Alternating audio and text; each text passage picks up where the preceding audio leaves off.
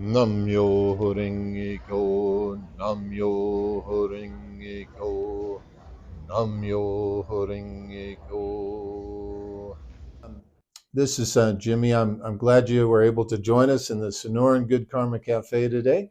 Listen, I just had a great conversation with a fellow Buddhist and fellow SGI member. His name is Michael. We talked about how he got started with his Buddhist practice and all the benefits that he's had along the way. He has some big benefits. He was able to actually help his mother extend her life by many years. He was able to reunite with his father who had disowned him. And after about 20 years, he was able to reunite with his father. And there was a lot that went into that and a lot of great benefits that he received. And also, Michael is schizophrenic. And I was recently reading that about 1% of our population has schizophrenia, but about 20% of the homeless population has schizophrenia. So apparently, if you have schizophrenia, a lot of people that have it end up on the street. And I mention this because one of Michael's big benefits after he started practicing this Buddhism was being able to find this apartment where he lives to this very day, a beautiful 2-bedroom apartment in Los Angeles. And but anyway, let's let Michael tell it in his own words, and I hope you enjoy our conversation. Take care. When I first started practicing this Buddhism in 1987, I was suffering from depression and schizophrenia, and I was in group therapy for depression. And I've been to a number of, you might say, church shopping. And one day, this lady in group, her name was Betty, asked me if I'd be interested in going to a meeting and learning about world peace. And I said, well, it's kind of optimistic, but I'll give it a shot. So I went with her. I tried out for 90 days what I did. And the first benefit I got was my Castle for Costa Rica, which is a large 2-bedroom apartment in Los Angeles. For presently, I pay $1,300 a month, which is a steal from what I understand.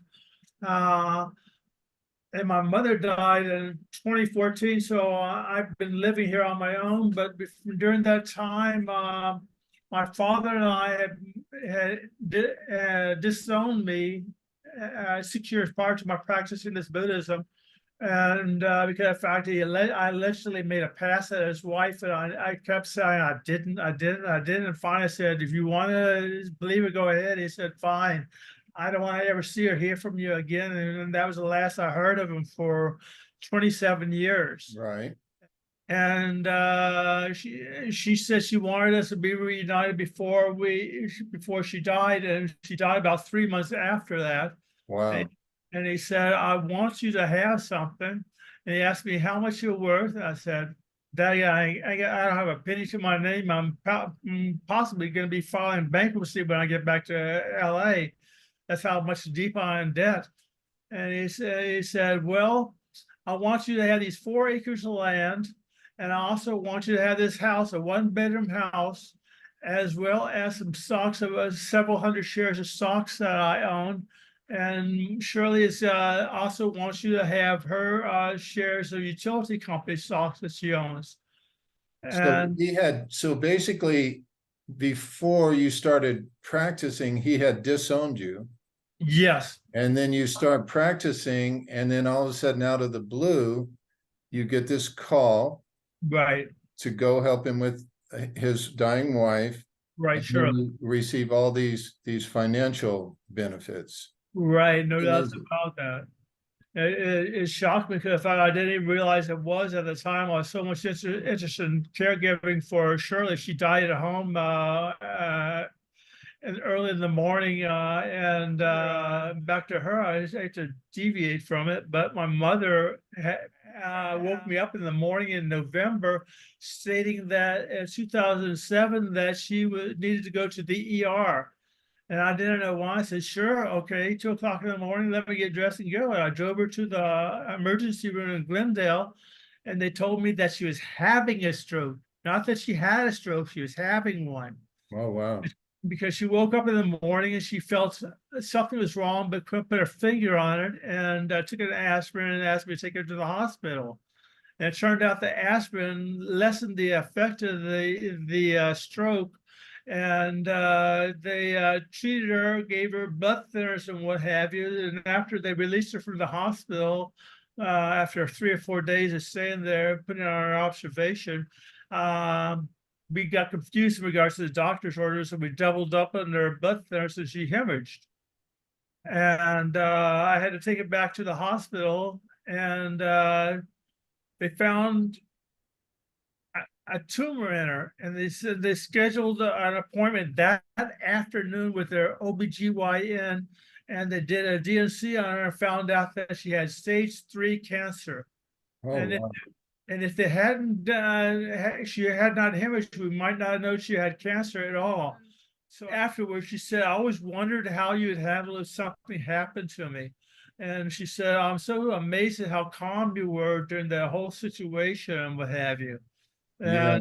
And then they gave her radiation for 34 days. I chatted for 30, took her to the Glendale to get radiation treatment for 34 days in a row. And then they scheduled surgery with a cancer doctor.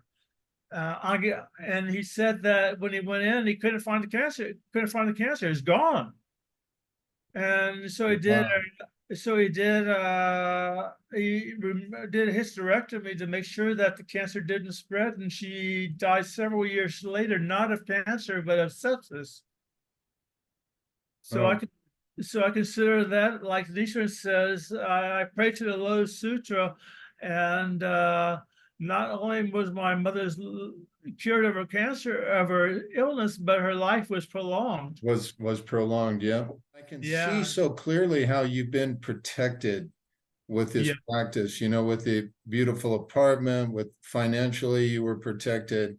And yes. then you said that you've been able to control, which I've always heard that schizophrenia is one of the hardest things to deal with. And, but you've been able to live with it and live a good life, a life where you were helping other people too, not only taking care of yourself, but helping other people, which is They really say that with remarkable.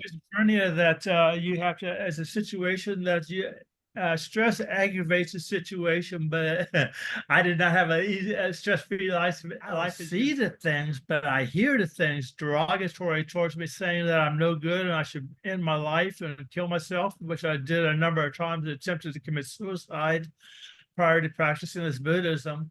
But since because of the fact that I'm now stable, as I say, because of the fact that it's never really can be cured because there's no known cure for it, other than being managed to the best of ability. And I'm only on 1.5 milligrams of medication for depression, if anything, not for schizophrenia, but for depression. Okay. And I see you have a cat. yeah, I do. Abby, Why didn't we say hi to Abby? where is she? I don't know. I just saw the pole where you have her little Oh house. yeah, my cat Abby, she's laying down in another room. She's skittish of everybody else but me. Well, we try to get her in anyway. Yeah, I appreciate that. Hey, so we're almost out of time. We got about 2 minutes. Do you have anything that you would want to sort of say as a wrap up? Well, all I can say is basically like it says in the selection of the time, test the truth of Buddhism, Nam Myoho Renge Kyo. Myoho Renge Kyo, Myoho Renge Kyo, Myoho Renge Kyo.